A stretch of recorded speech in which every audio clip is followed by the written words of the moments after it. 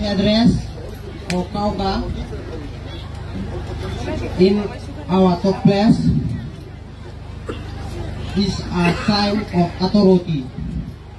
The newly initiated child now has the right to participate in any traditional ceremony because he or she has been given the authority to do so. A kauga is made using a special wood along with bed feathers.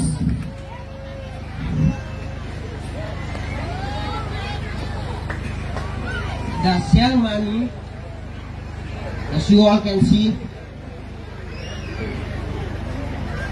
or gogo in our language,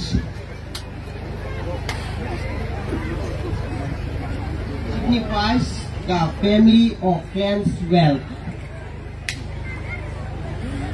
A gogo is made from a very special shell from the sea.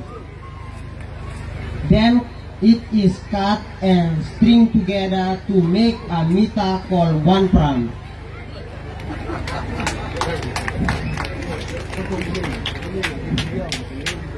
The grasket is for men. It is called tawiri.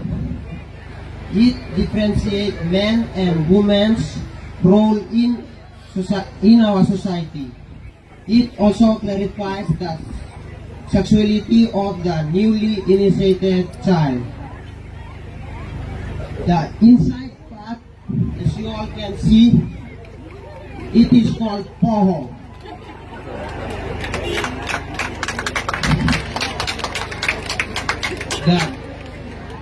The grasket is made from the bark of the locally known kala tree.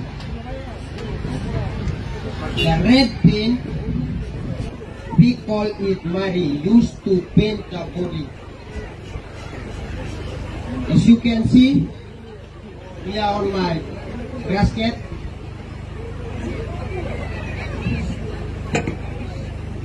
it means you're now free from the cultural taboos that once stop you to go into the houseboy or participated in activities, in cultural activities.